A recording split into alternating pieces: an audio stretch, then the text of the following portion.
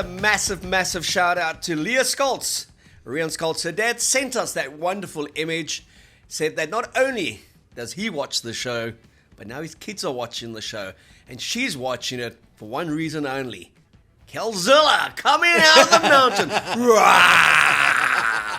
So thanks to you, Mart, for putting us behind the mountain. Soon he'll be putting us behind the Eiffel Tower. Or Coming out like of a that. dustbin. Oh, not quite a dustbin. But thanks for that. Love the support again. We normally end the show with a few shout-outs to people. We're going to start the show with a few shout-outs to people who dropped in, Yes, where let's they do that. watching from. Let's do Zels, that. give me that list. Fine. Zels went through it this morning, went through every comment, absorbed it. There was a cracker. Who's the guy who was trying to get me to say leaky bums? I can't remember. There was a guy in the US. That was quite funny. But we chose 6 of them. There's Van Asmal from Papua New Guinea. There's Murray from Madrid. Said he was moving to America. That message was 7 days ago. Don't you think Murray from Madrid is a little bit Suspect. Yeah. It's like he's Juan from Madrid, but Murray from Madrid. Something tells me he's an expat. It's like Benny from Benin. So anyway, he's now moved to America. Sailing Fujimo from the Caribbean, mate. Sounds like a bit of a pirate. Not sure what that's about. Omak Burma, Tbilisi, Georgia. Say that again? Omak Burma. Again, a bit suspect, eh? A bit suspect, Sound mate. like old MacDonald. Charles Ruud from Mexico. He's on a yacht somewhere. And then Kurs from Shouqing, China. And then my personal favorite, mate, Klapacek from Bratislava, Slovakia. Klapacek. I think these oaks are taking us there. Klapacek, eh? Klapacek from Slovakia. Slovakia, mate. Slovakia. Okay, Zels, it's great to have you. It feels like it's been a lifetime between test matches for the Boks. It does. This week we were going to film on Tuesday because we thought the Boks team would be announced. Then we're going to film on Wednesday because we thought the Boks team would be announced. Then we were going to film on Thursday early because we thought the Boks team would be announced. Then they said the Boks team has only been announced Friday afternoon for a Sunday 6 p.m. kickoff. And we said, what the hell? We're filming now without that Boks team and we're going to debate a Boks team. So we've got 24 to 36 hours before the match 23 is determined, finalized, and announced. We're going to tell you what we think we'd like to see. It's probably going to be a lot different to what runs out. Indeed. And we want you in the comment section, because apparently it drives up our traffic, we want you to put down the 23 you would want to pick. Not the one you know Rassie's going to pick because you all know him and you all have a inside information there. The one you'd like to see play Scotland at 6 p.m. on Sunday evening in the comment section. And then on our WhatsApp channel, go there, and one of the big ones is Tight Head Prop. Wilco Lowe, Thomas the Tank du Toit, or Vincent Koch in the absence of Frans Malherbe. Who would you want to see start against Scotland? Not who do you think's going to start, who would you want to see start? And that's where we start the show today, Zels. Who would you want to see start on the Tight Head? Richard Bands. I love that guy. If you could bring him back in his prime, mate, take on the Scots. What a pleasure. I happened to be in Dunedin that night when Louis Kuhn missed all the kicks and Richard Bands gave the famous handoff to Carlos Spencer. Yes, mate. And it looked spectacular on TV. You should have been at that ground. Really? It looked like he ran 140 meters. it was actually the right-handed like handoff. Magnificent try. We had been done 50 odd points, 52-16 in Pretoria. We went there. We lost 19-11. Joe Rokothoka scored their try. Richard Band scored our try. And Louis Kuhn, an 85% goal kicker, missed 5 kicks that night. Rigged. Unbelievable. And we were at the airport, and this old duck came to us. She came to us. And she came up to Rudolph Stroley. Yeah. And we were leaving New Zealand. Heroic losers. Which New Zealand loves, by the way. They love a team that comes in, pushes their team close and loses. And she came up and she poked him and she said, "Now that's how I know the Springboks can play."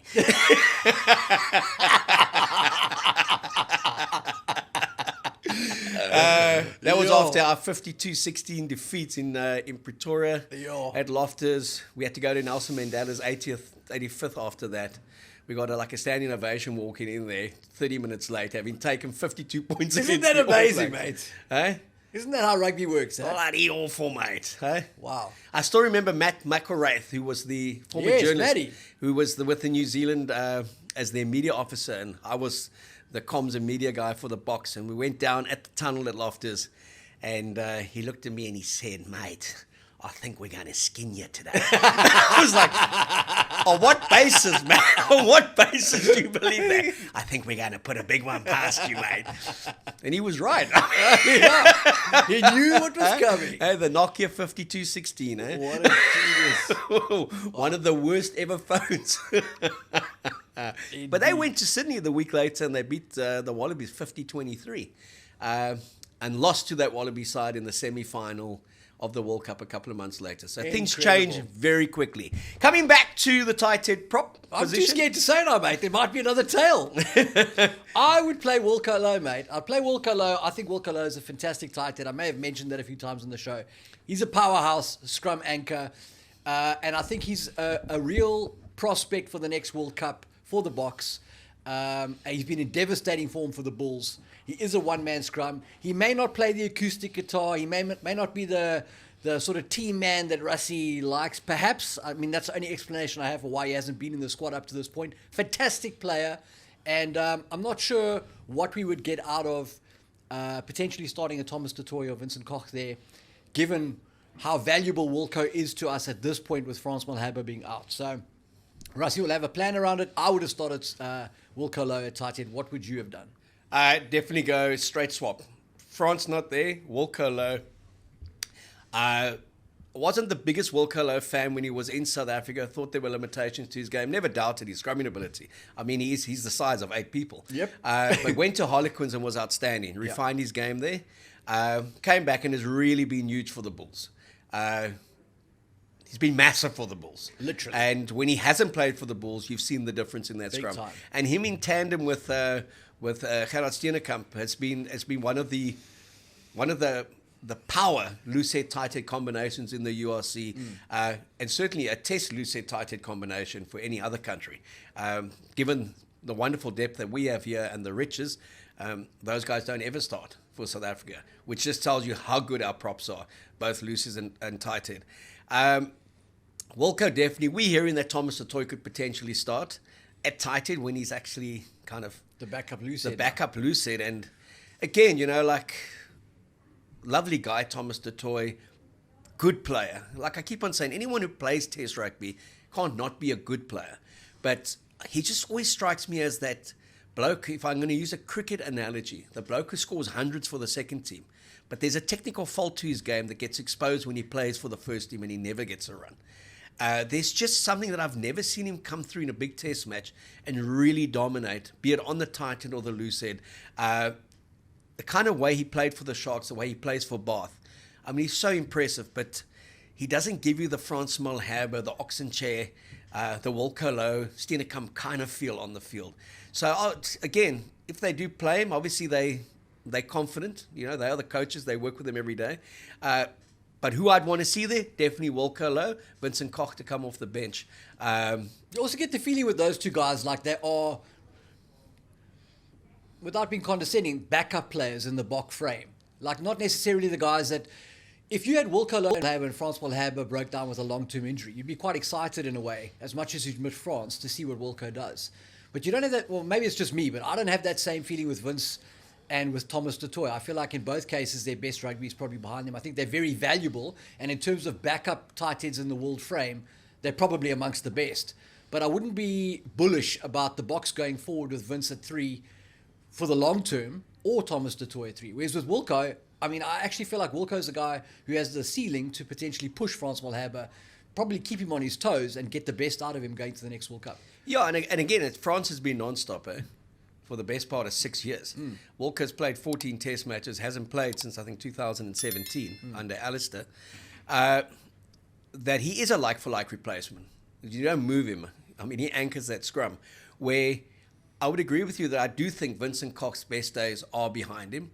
Doesn't mean he hasn't got good days in him. And Thomas du Toit, I'm still searching for that best day at Test level. And it may seem harsh and to some it may seem unfounded, but then I would challenge them to come back to me and show me Test matches where, given the opportunities that Thomas du Toit has had, that he hasn't dominated and dominated well for the Boks because he's been given plenty of opportunities. Yeah, no, spot on. So he's definitely, Wilco is definitely the one that I would go for.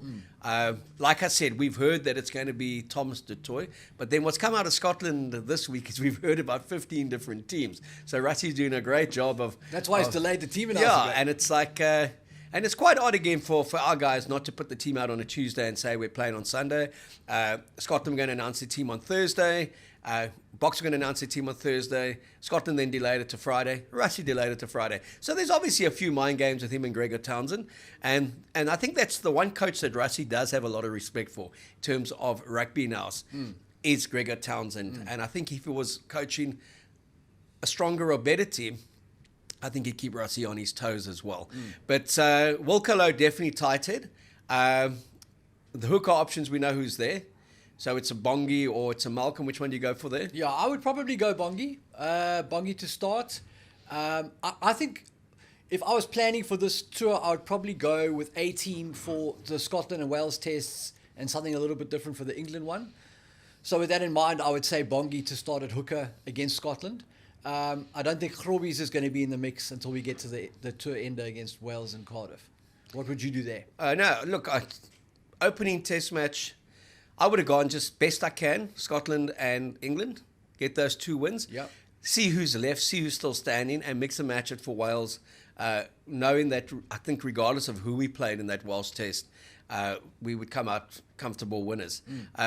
Scotland for me is the toughest of the 3 tests. Really? Yeah, I rate them as the best of the 3 sides at the moment that Wow. we're playing. I rate Ireland obviously the best of the 4, but Scotland is a hell of a difficult side to beat at Murrayfield. We've got a good record against them, but we haven't gone there in latter years and pumped them.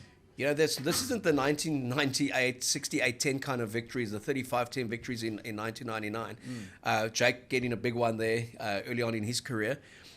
It's like it's those 26-20 wins, 30-15, but a late try that kind of gives us a little bit of comfort on the 30. Yeah. We've seen the All Blacks go there in the last few years, battle for 70 minutes before they get over the line. We've seen Australia lose there. We've seen England lose there. We've seen a lot of good sides. France lose there. Yeah.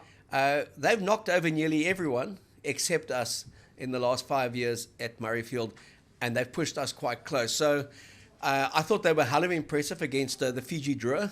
And as you said, it was like watching Glasgow Warriors play against the Fiji Drua, 57-17. I'm confident the Boks will win. I'm always confident they'll win. But it's going to be a hell of a tough game. And for that basis, I would want to see the strongest 23 out there in terms of the pecking order. I don't know if we're going to from what we've heard.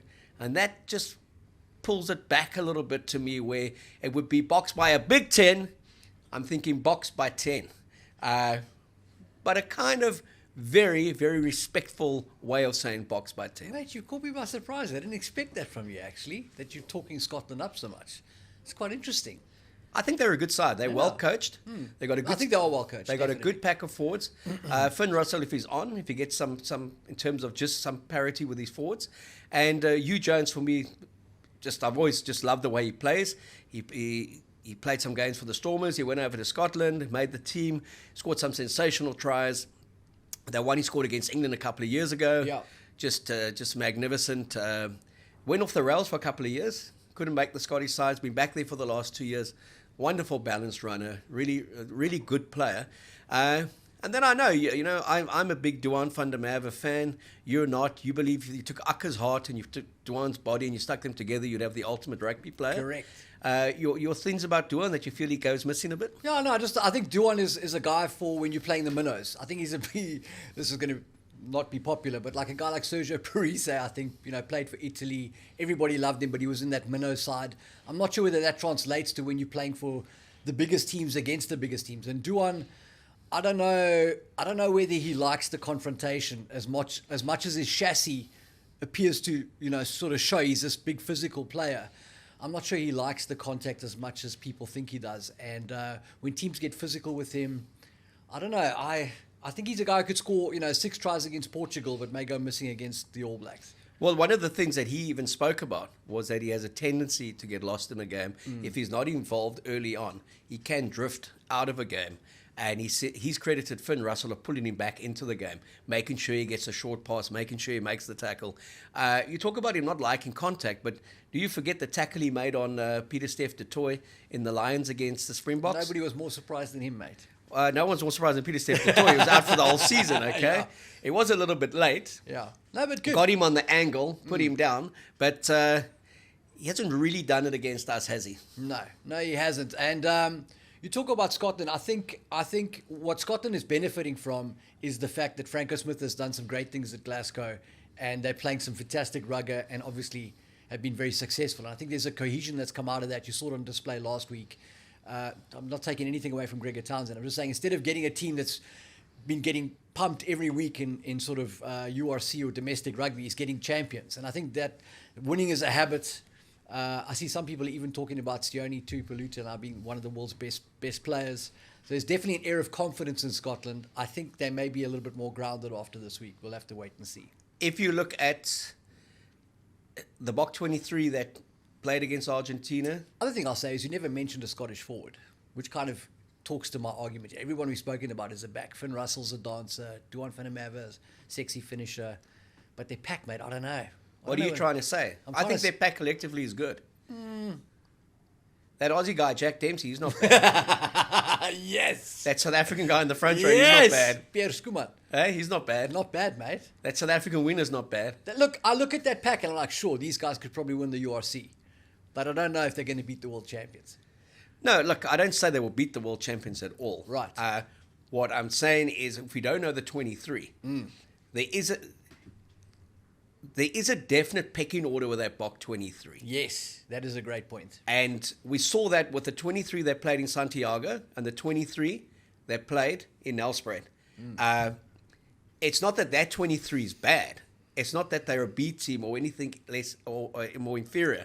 It's just that there is a definite 1 and 2 in that Boks setup. They're when it definitely comes to inferior. certain The B positions. team is definitely inferior to the A team. You know, There's a clear drop off. So there is an A team and a B team, even though our B team would be consistently considered as good as most A Could probably teams. win the Six Nations with the B team. Yes, it's definitely the second tier. It'd be Portugal and Georgia. Definitely. Exactly, and Spain. mate. Exactly. Definitely. And Wales. Yes. And Italy. Yes. And probably 90% England. of the teams in the world. Okay, so it's Scotland and Ireland that we're talking about, and maybe France, okay?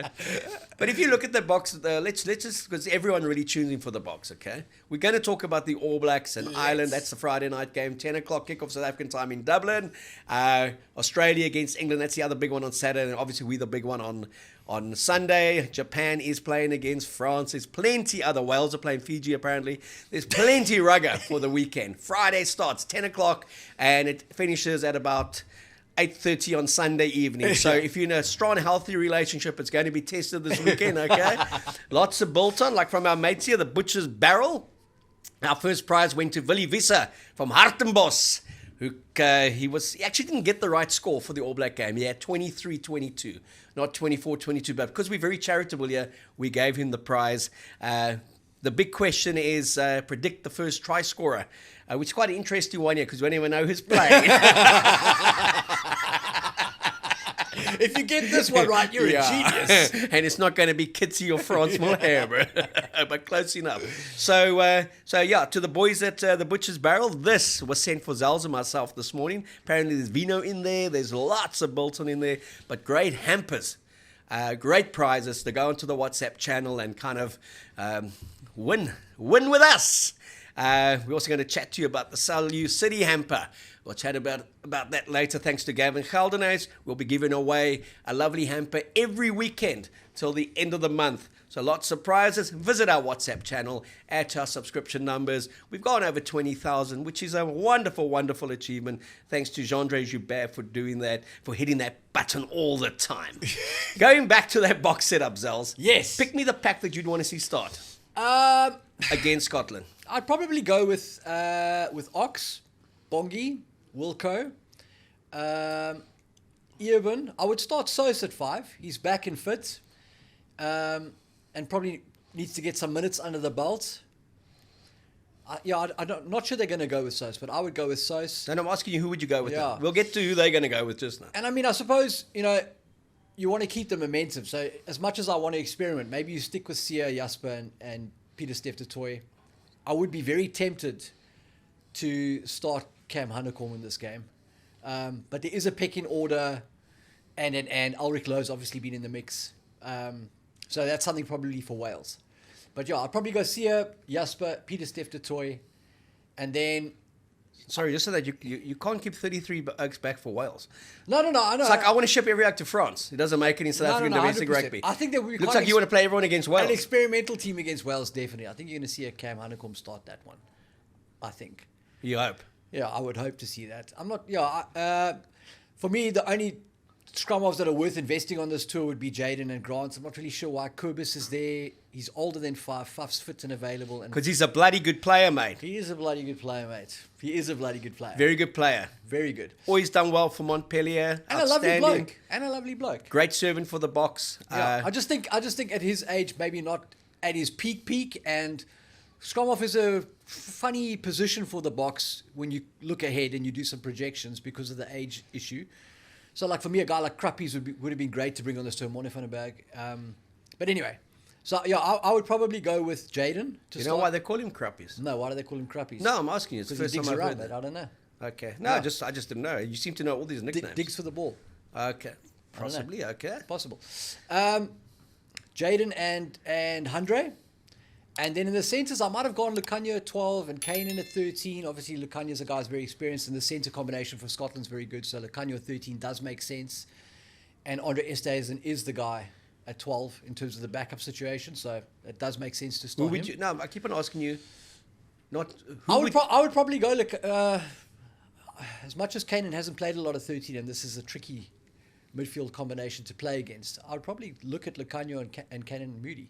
If he is going to be the guy who's going to eventually push to play at 13, you don't want to only be playing him against, the Portugals of the world. You've got to give him a chance to kind of have a go. Well, he didn't play against the Portugals of the world. He lasted 1 minute, got a red card. There we go. Hey, for a great, incredible tackle. He put that oak's head right through the Bloemfontein But Stadium. Andre Esterhuizen. Hey, yeah. The giant. The giant, yeah. The giant. No, he was outstanding. Yeah. And your back three? That you would want to play, that you would start. So from the guys that are there, I would say I would go with Fussy at fullback. And Makazoli at 11 does make sense from the experience point of view, and just giving some sort of an anchor to that crew. And then No, you wouldn't play Kurt Lee. probably not. No, I'd save that for England, and then look at Cheslin. Okay. Yeah. What would you do? So I would go Fussy fullback. Kurt Lee, left wing. Cheslin Colby, right wing. Jesse Creel, outside centre. Damon Dealandi, inside centre. Andre Pollard, You 10. go with your best team. I would go with Jaden Hendricks, 9. Go with Jasper Visser, 8. 7, Peter Steph. 6, I would go with Sia Khaleesi, the captain. 5, I would go with, what's his name? Ruan Nokia. 4, I'd go with Eben. 3, Wilco. 2, Bongi. And 1, Ox. That's what I would go with a lot of impact off the bench. What we're hearing out of Edinburgh is this is what they're going to go with. What kind of a Mac are you? Willie LaRue at fullback. Right wing, Kana Moody. Left wing, Mapimpi. Outside centre, Lukanya Inside centre, Andre the Giant. Esterhuizen. 10, Pollard. 9, Jaden. And then we go in 8, Jasper. 7, Peter Steph. 6, Sia. 5, Ruan Nokia. 4, Eben. 3, Thomas Latoy the tank.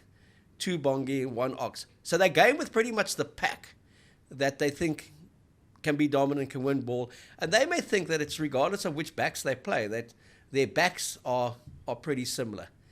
So there's a lot to think about, a lot to debate. And as we said, go onto the comment section, give us your team, not the one you think Rassie's going to pick, but if you were selector, the players that are on tour, which starting 15, and if you want to go into the 23, would you take out to know that you would leave Murrayfield with a convincing win against Scotland? What do you think? I think they're going to have. It's going to be a convincing win. I think they're going to pound them, mate. Doesn't matter who plays.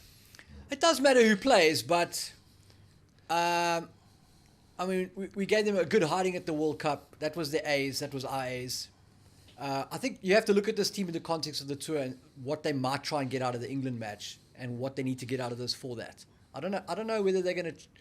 Yeah, it's just an interesting combinations of You know, do you want to play the team that's going to play England against Scotland? Or do you want to do a semi-experimental and then go full A's if you had an extra week to prepare for it? I don't know. But here's the question. Who's the better team for you, England or Scotland? I think England would beat Scotland.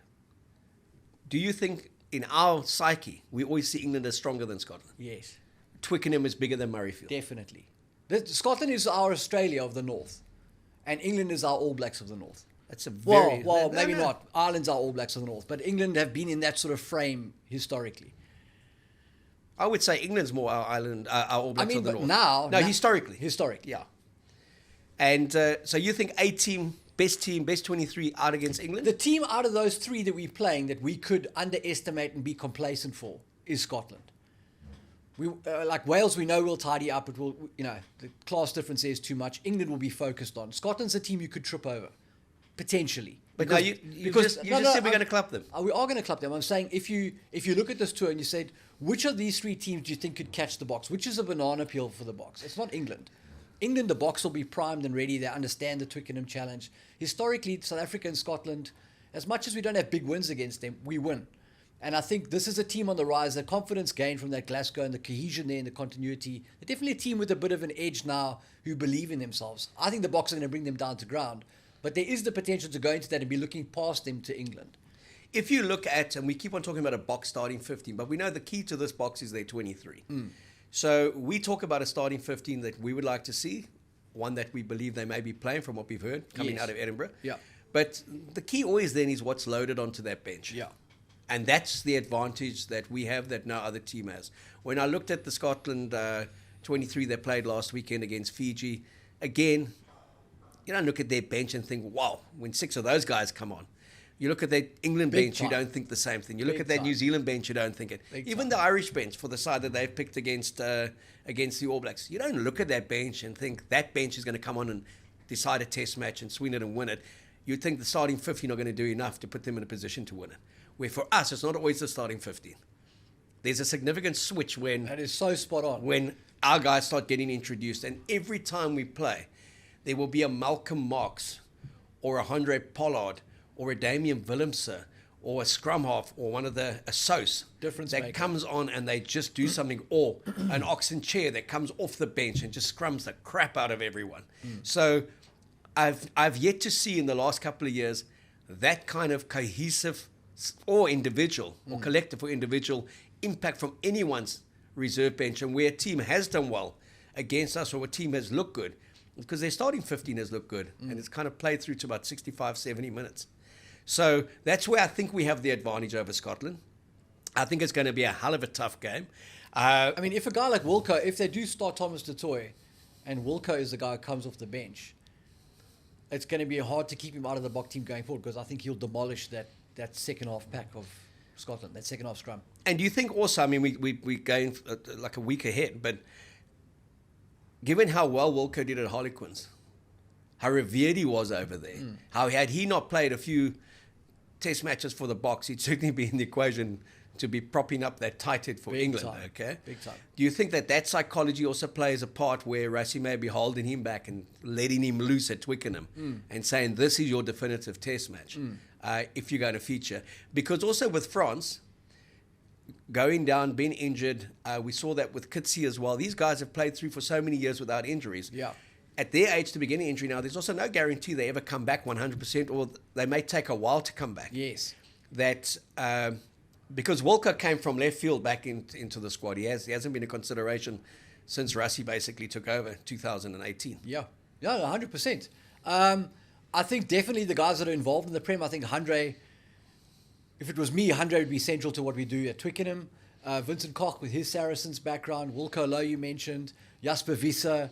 I think all of those guys would be great to roll out. Those guys come, trucking out of the tunnel at Twickers based on what they're doing in the English Premiership. I think that'll definitely put a lump in England's throat.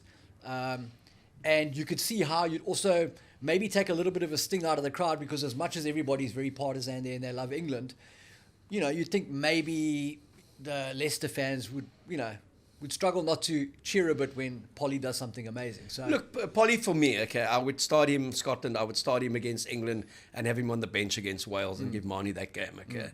He is so pivotal to me, especially Spot up on. north, in how we play. In games that are going to be tighter. He plays all his rugby up there now, domestically. He is so respected. He's a back-to-back World Cup winner. That's something I will never veer from, is the belief and the faith and the kind of awe I have for Andre Pollard as a rugby player and for what he's achieved. Understanding that the Sashes of the world come through, the Jordan Hendricks, the Marnies, whoever else, and he's very understanding of that.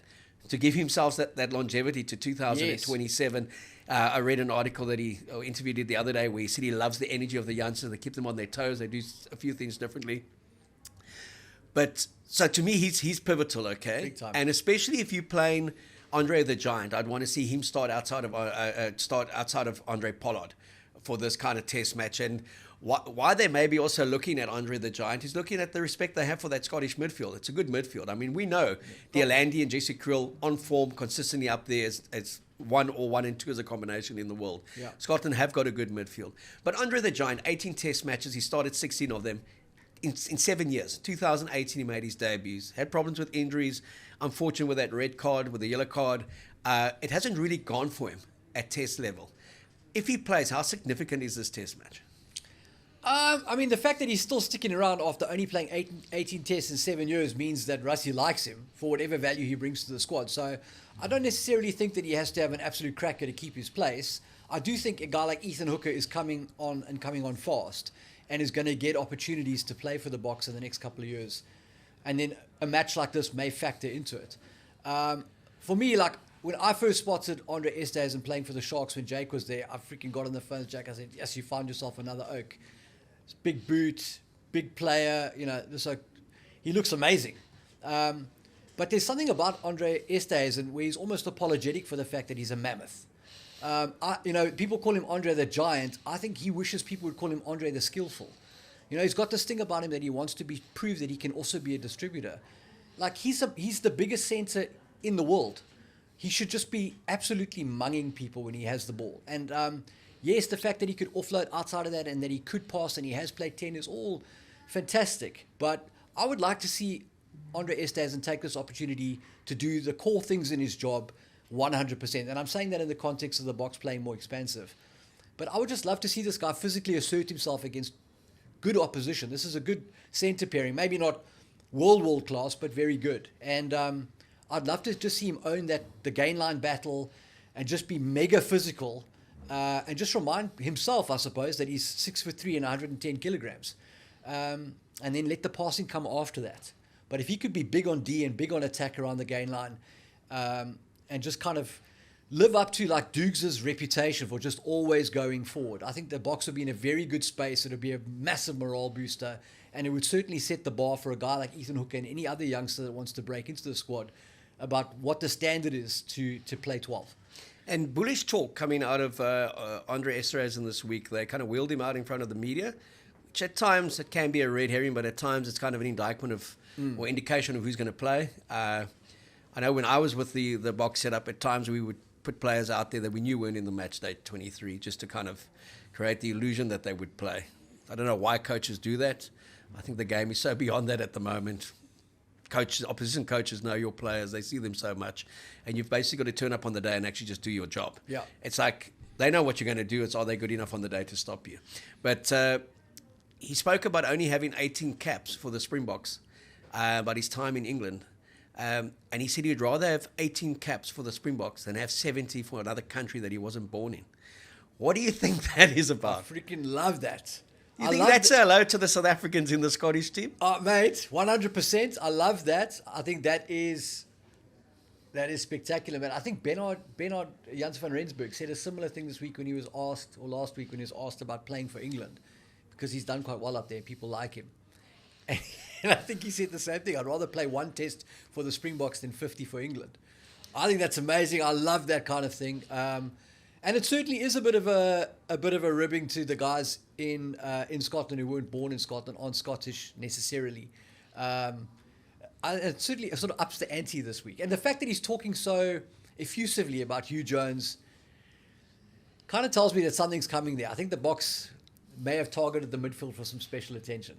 And if you look at Andre Esterhuizen's comments, Cam Honeycomb also interviewed, which means he may be on the bench, or it's just that he's a new guy in the squad. But he got a lot of positive raps for saying he was never ever considering playing for Wales. Good man. Or it's always only ever going to be the Springboks. But he never said that for 2 years. He only said that when he got picked to go on a tour. Yeah. So it's great that he said it and he's come out. The speculation about him playing for Wales has never come from South Africans. It's come from Warren Gatland and from the Welsh people who know that he has lineage. I think on his grandmother's side, I think she's Welsh, okay? On his mother's side. So, but he never at any stage denied that he wanted to play for Wales. He didn't come out and emphatically say, my only consideration is South Africa, until he got chosen for South Africa, which I'm glad about. I mean, he's a Bok. He's a South Afrikaner. He's a Paul Boys High. Old boy. I mean, he's not a whale. He's not a whale. But why would you, mate? If you're trying to get the head coach's attention and there's maybe a little bit of a fire under his butt about you might go play for another country, maybe that just sort of accelerates your promotion to the Boks setup. No, completely. And it's... I'm glad he's in the with mix. Sasha, there was talk about him going to England. Next thing he's on the freaking Boks squad. Exactly, on that SA8, well, that midweek side that went to England. Yeah. That side that lost to Munster and Bristol, Bristol C. In any case, well, that was an ugly midweek tour, but the main thing is that the A team, the Springboks, won on those weekends. Looking at the match on Sunday, and it feels like it's a lifetime away. I mean, this show again, it just felt like it was taking forever for us to get here this week to actually talk rugger. It's like Sunday evening, 6 p.m. You're not going to see me. Basically Monday. You're not going to see me at Bossa, guys. I thought of Bossa Burgundy. I was there last weekend, by the way, guys. 5 hours Again. on a Sunday. Those snails are getting it, mate. Well, that was kiddies day. I went there with the kiddies and lots of friends, and that was great. But I was going to go there with the money man before he heads off to England and have some snails and obviously lots of Jägermeisters. But I said to him this morning, 6 p.m., but that game finishes at 8:20, 8:30. I got to be closer to town, which means I got to be closer to my couch. Closer to my TV. Exactly. Yeah. So how do you think this game's going to play out? I think the Boks are going to win it, and the final score is going to be quite comfortable. I think there's going to be moments in that game where, you get a bit tight-chested and think, oh, Scotland are doing something here. But I think that pack is just too much for that Scotland pack. And, I kind of alluded to it already. For me, this is a very good... it's a very good Scotland team. I don't know whether it's a world-class Scotland team. And the Glasgow factor can only carry you so far. I don't think they're going to be able to stay with the Boks, especially in the second half. First 20 minutes might be quite close, but then I think... Give me a score. I'm going to say the Boks are going to win this one by 13 points. And I'm going to say it is going to be 28-15. Do you think it's going to play out similarly to the 30-15 the last time they played? Where it was tight for the first 40 minutes. Finn Russell missed a couple of kicks, tight into the early part of the second half, and then we kicked on. Yeah, I think second half they're going to stretch their legs a bit. Final quarter will be quite comfortably Boks in control. Okay, well, I've got, and I feel it emphatically, guys. He's going to say it. Where's the shirt? I've got it. Boks by 10. 31-21. I'm giving that respect to 52 Scotland. Points, eh? I'm giving that respect to Scotland because I also don't know the 23 we're going to put out there. And if it is what we're hearing, it's a definite Boks by 10, not Boks by 10 plus. Boks by 10. 31-21, but a good start to the tour before we head to the Allianz, formerly known as Twickenham, to play England. Does Duan van der Merwe score a try? No. Thank you. He does not. Because to score a try means he's got to want the ball and he's got to be involved. He might get tackled. It's going to be interesting to see how he goes. I would love him to actually just take a bit of contact so we could chat about that on Monday. What do you think Finn Russell gets as a rating out of 10 in this game? 7.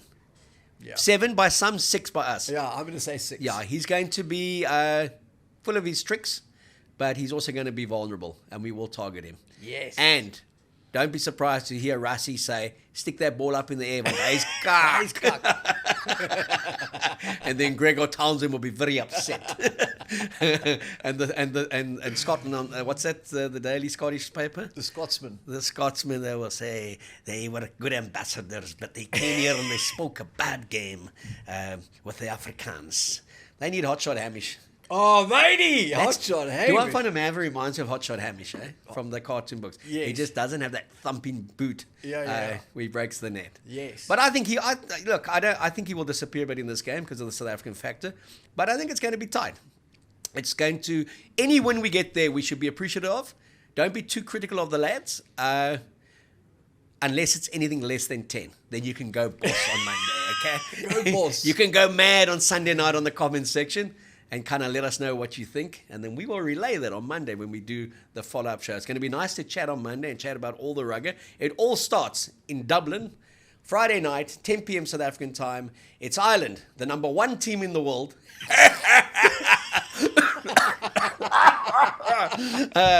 Up against the number, fifth team? Fourth team, Yeah, whatever. New somewhere Zealand, in there. okay? Yeah. No Bowden Barrett, no Cody Taylor, and that means no prospect of an All Black win. Exactly. So, Correct. That Aussie, Mac Hansen, he's back on the win for the Irish. They've got their Kiwi contingent. You got Keenan back at fullback. They got the best 15 they could put out there. And I think they are going to win very comfortably.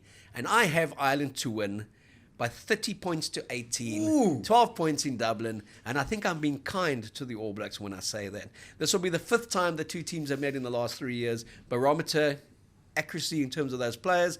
2-1 in New Zealand to Ireland. Obviously, the 28-24 famous quarterfinal win in Paris in 2023 for the All Blacks at the World Cup. But if I look at the Irish starting 15, I look at their 23, I look at the All Black 23, and how unconvincing they've been all season, I have to give this game to Ireland. And I think England will look back and think, how the hell did they lose to the All Blacks a week ago? Yeah. I am 100% on board with you. I've got Ireland 28-12. I think it's a convincing victory. I think they're in control. Cortez Ratema, Damien McKenzie, Perifetta coming off the bench in the second half of the All Blacks. No De Groot, still not in the mix. Tamati Williams, I'm definitely on that train, but he had some struggles last week that the Irish would have had a look at. No Cody Taylor, which means no lineouts. You've got no platform to strike there. I think it's going to be a long day. If I was an Irish fan, I'd make sure I'm at the stadium for this one. No, definitely we're going Ireland to win and Ireland to win comfortably. I just want to go back to that All Black England game because we play England in a week's time. England have only ever beaten the All Blacks 8 times out of 46. You would think that it's 38 out of 46, the way their media talks them up. But in the history of the game, they've had 8 wins out of 46. They're going to look back on 2024, and they should have had 3 from 3. 16-15 in Dunedin was their test. They should have got over the line in Auckland when they came back. 22-14 up with 10 minutes to play at Twickenham. They should have closed that game out. And even at 24-22, George Ford misses a penalty, which I'd be surprised if Owen Farrell ever misses those penalties. So in his absence, you also see what they had in terms of a goal kicker. And then he lines up a drop goal from smack bang in front and misses that one as well. But given how they were dominant at the breakdown, how frantic New Zealand were in that last minute, the lack of patience to just keep that ball and actually get the penalty and take the 1-point win.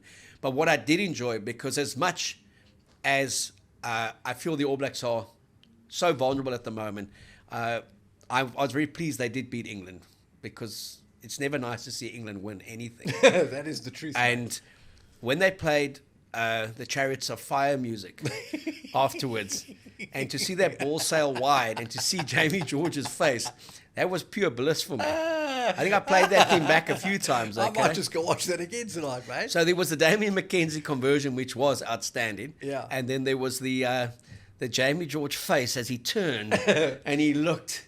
The moment of euphoria just turned to absolute despair as that ball just started drifting wide and was never going over. So 24-22, our man Mark Talaya, that we've consistently felt is the best winner in New Zealand, outstanding with his finishing. Bodie, we felt did good at 10. Did very well. Cam Roygaard, chalk and cheese. Man amongst boys when he came on. Just his physical strength around the breakdown just took a lot of pressure off the All Blacks. Yeah, great. Cam Roygaard, outstanding. Definitely a step up on Cortez Ratema. Wallace Atiti in open space looked like a fullback. For me, that guy should be playing 8. I'd move Artie to open side. I thought he was outstanding. And send Sam Cane all the way to Japan. Send Sam Fast. Cane, mate, and then Tupavai just not on the level, mate. When Patrick Tuipulotu makes you look average, mate, you got a bit of a problem. And then their midfield. They still haven't found a midfield. Geordie Barrett's not the answer at Doesn't 12, work. and Rico Aini's a win, not a centre. Doesn't work, mate. Does not work. Surprisingly going with Razor, the conservative nature of his selections. I mean, he's had so many close escapes. There's too many that he's getting right by mistake. Yeah, belatedly. Yeah. Blackadder gets injured, so Satidi comes in. And you won't move him again unless he gets injured. Exactly. Sever Reece just showed he's just not up to it anymore at this level. They have to go back to Talea. He should never have been out of the mix. Outstanding. Finally gets Will Jordan back to fullback where he Yes. should be. Yes. Finally puts Bodie at 10. Exactly. Composed. Exactly.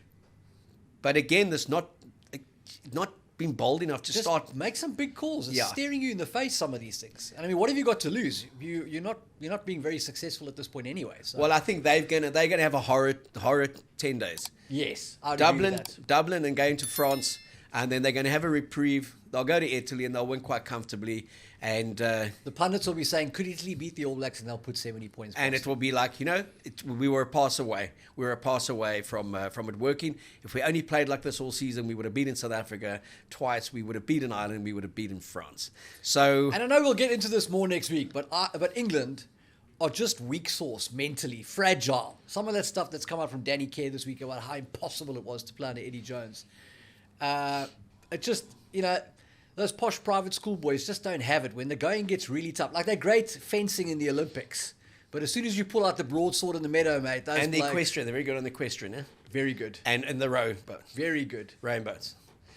But stick them in a test match. They can chase foxes, mate, with the hounds, but they 8 can't wins chase out of bears. 46 against the All Blacks. And if you didn't know, you would think it was, as I said, 38 out of 46. Yes. They've only ever beaten the All Blacks 8 times in 46 test matches. Somewhere in New Zealand, somebody's saying they've beaten us 8 times, mate. That's I 8 know. too many. Well, someone's saying they should have beaten us 3 times this year, mate, and they didn't. And listen, that reminds me about Ireland. Ireland have only beaten the All Blacks twice in Ireland. That's their last 2 matches against them in Ireland. This could be the 3rd in a row for them.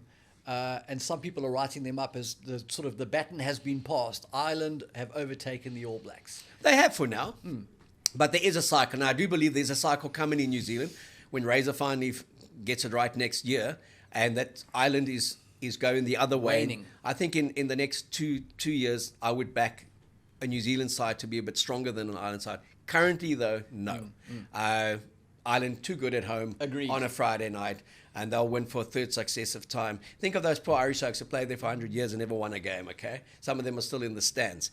But if you go back to that England, New Zealand, that England-New Zealand record, do you know what the biggest winning streak for England is against New Zealand? 1. 2 games.